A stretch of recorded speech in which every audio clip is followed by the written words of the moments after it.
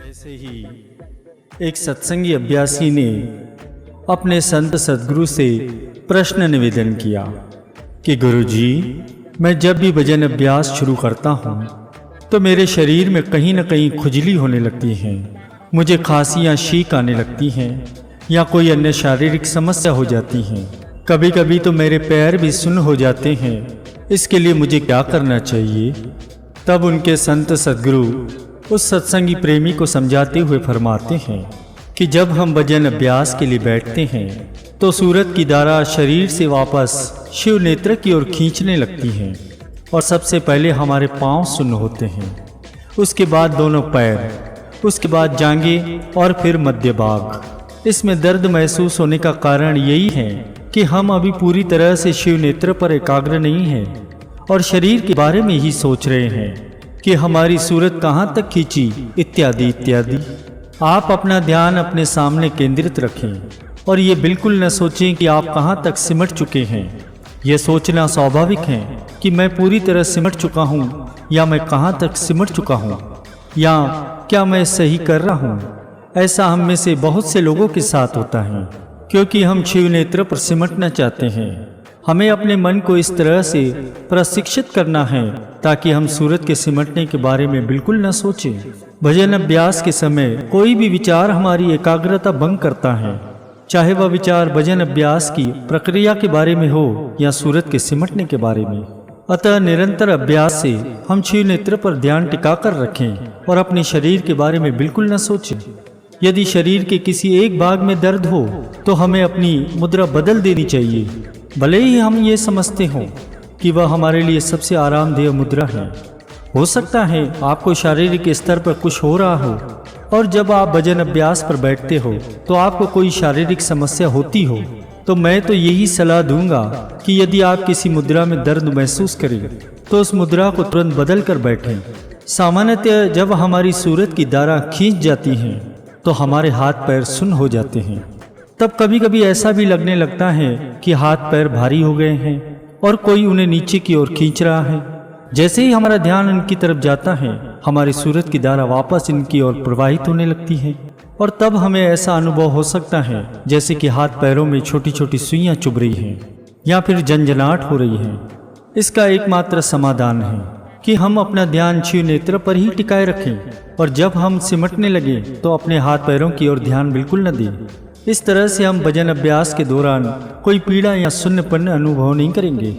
हमारी सूरत की धारा शिव नेत्र पर एकाग्र हो जाएंगी और हमें अपने हाथ पैरों के सुन्न होने का पता भी नहीं चलेगा। कभी कभी जब हमारी सूरत की धाराएं सेंसरी करंट्स सिमटने शुरू होती हैं तो हम शरीर में झंझनाहट का अनुभव करते हैं या ऐसा अनुभव करते हैं कि हम एक लिफ्ट में सवार होकर तेजी से ऊपर जा रहे हैं, परंतु शरीर में कंपन होना या भौतिक रूप से हिलना ये भजन अभ्यास का हिस्सा नहीं है। इस अभ्यास में चूंकि सूरत की धारा हाथ पैर और शरीर के बाकी हिस्से से सिमटकर सीधा शिव नेत्र पर एकाग्र हो जाती है, इसलिए हमें शरीर में अन्य किसी प्रकार की अनुभूति नहीं होती। इसलिए यदि शरीर में झंझनाहट महसूस होने के अलावा किसी भी प्रकार का कंपन होता है तो इसके लिए चिकित्सक से जांच करानी चाहिए। ऐसा भी हो सकता है कि आप आत्मा जो सूरत है उसके ऊपर उठने की प्रक्रिया को कंपन समझने की गलती कर रहे हैं। जब आत्मा को आध्यात्मिक शक्ति मिलती है या वह अंतर की ज्योति और श्रुति द्वारा सिमटना शुरू करती है तो वह प्रभु की सत्ता के संपर्क में आ जाने की खुशी का अनुभव करती है। इस समय हमारी आत्मा इस बात का आनंद और खुशी अनुभव करती है कि वह शरीर की कैद से सदा सदा के लिए आजाद हो सकती है और अपने असली स्रोत गुरु शक्ति या परमात्मा की शक्ति से जुड़ गई है। यह अनुभव करते समय भी एक आंतरिक सिहरन का अनुभव होता है, परंतु यह अनुभव आत्मा करती है। इसमें शरीर में कोई गति या हलचल जैसे कंपन नहीं होती। यदि आप यही अनुभव कर रहे हैं तो यह आत्मा अपने स्रोत परमात्मा के संपर्क से होने वाला सहज अनुभव है। आप ये अंदाजा लगा सकते हैं कि क्या ये कंपन किसी शरीर की अवस्था के कारण है जिसका संबंध भजन अभ्यास से नहीं है, या सूरत की धारा के सिमटने से होने वाली झंझनाहट है, या फिर वास्तव में यह कोई कंपन नहीं है बल्कि यह आत्मा का अनुभव है जो वह प्रभु के संपर्क में आने पर पाती है। और दूसरी बात, जब आप भजन अभ्यास शुरू करते हैं तो आपके शरीर में कहीं न कहीं खुजली होने लगती है या खांसी या छींक आने लगती है या अन्य कोई शारीरिक समस्या हो जाती है जिससे आपका ध्यान भंग हो जाता है, इसे हम बारीकी से समझते हैं कि क्या हो रहा है। जब हम अपने काम की मेज पर होते हैं, टीवी देख रहे होते हैं या कार चला रहे होते हैं या किसी और काम में अपना समय व्यतीत कर रहे होते हैं, तो उस समय हमें खुजली होती है, छींक आती है या खांसी आती है, तो हम उसकी तरफ ध्यान नहीं देते, हमारा उससे कोई भी काम नहीं रुकता। तो इन कारणों से हम अपने भजन अभ्यास में विघ्न क्यों डालने दें? हमें ये पता होना चाहिए कि जब भी हम ध्यान टिकाने की कोशिश करते हैं तो मन कई प्रकार की बाधाएं पैदा करता है ताकि हम ध्यान को टिका ना पाएं। जैसे ही हम बैठते हैं हमें लगता है कि हमारे सिर में खुजली हो रही है, हमारी टांगों या कमर में खुजली हो रही है या हमें खांसी आ रही है। अगर ध्यान में बैठने से पहले हमें खुजली या खांसी से कोई फर्क नहीं पड़ रहा, तो भजन अभ्यास के लिए आंखें बंद करते ही ये चीज़ें हमें क्यों परेशान करने लगती हैं?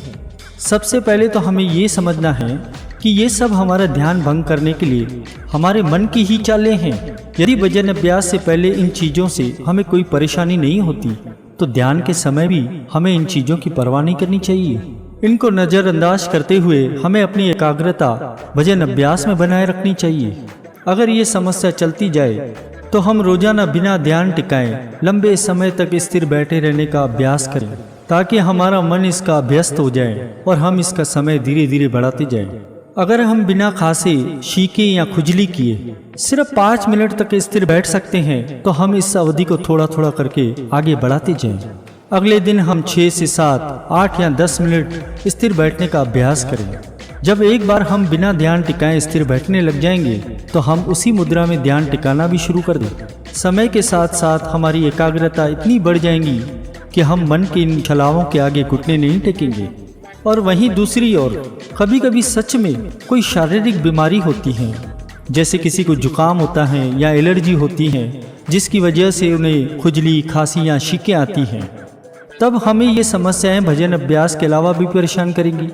ऐसी अवस्था में हमें चाहिए कि हम इनकी उचित चिकित्सा करवाएं। ऐसे ही अगर हमें कोई अन्य शारीरिक कष्ट है जिसकी वजह से हम स्थिर नहीं बैठ पाते या एकाग्र नहीं हो पाते, तो इसके लिए भी हम डॉक्टर की ही सलाह देंगे ताकि वह हमें कोई उपचार ऐसा बताएं जिससे ये सभी शारीरिक समस्याएं हमारे भजन अभ्यास के 2 घंटे के दौरान कोई बाधा न खड़ी करें।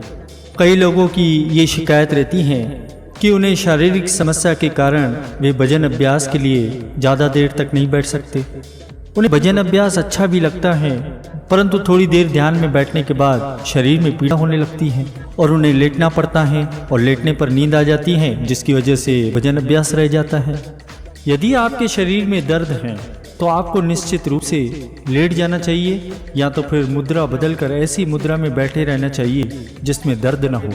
यदि आपको दर्द हो रहा हो तो उस अवस्था में भजन अभ्यास में बैठे रहने से कोई लाभ नहीं होगा, क्योंकि आपका ध्यान दर्द में चला जाएगा और आप एकाग्र नहीं हो पाएंगे। आपको बैठने के लिए विभिन्न तरीके आजमाने चाहिए जिनसे आपको दर्द न हो। इसके लिए आप गद्दी या कोई तकिया इसका भी प्रयोग कर सकते हैं, परंतु तब भी आपको दर्द हो तो आपको लेट जाना चाहिए।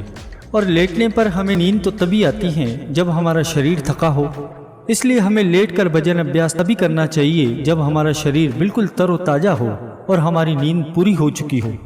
और इसके अलावा अगर हमारा भजन अभ्यास सुधर जाता है तो हमें अपनी सूरत की धाराओं को समेटने में कम समय लगने लगेगा, क्योंकि एक बार ध्यान शरीर से सिमटकर सीधा शिव नेत्र पर एकाग्र हो गया तो शरीर में क्या हो रहा है हमें उसका पता ही नहीं चलता, क्योंकि हमारा सारा ध्यान प्रभु की उस ज्योति को अनुभव करने में लगा होता है। उदाहरण के लिए एक बार किसी ने अपने संत सदगुरु से प्रश्न निवेदन किया कि महाराज, आपको सचखंड जाने में कितना समय लगता है? तब उनके श्री गुरु महाराज जी ने अपनी आंखें बंद की और एकदम खोलकर कहा कि हम तो वहां होकर आ गए। पलक झपकते ही संत सदगुरु सचखंड पहुंचकर वापस शरीर में आ सकते हैं। यदि हम भी भजन अभ्यास में तरक्की करते जाएंगे तो आंखें बंद करते ही सदगुरु के उस नूरी स्वरूप तक पहुंच सकते हैं। उसके बाद यदि हमारे शरीर में कहीं दर्द भी है तो उससे हमें कोई परेशानी न होगी, क्योंकि तब हमारा पूरा ध्यान प्रभु के उस ज्योति के स्वरूप की तरफ होगा।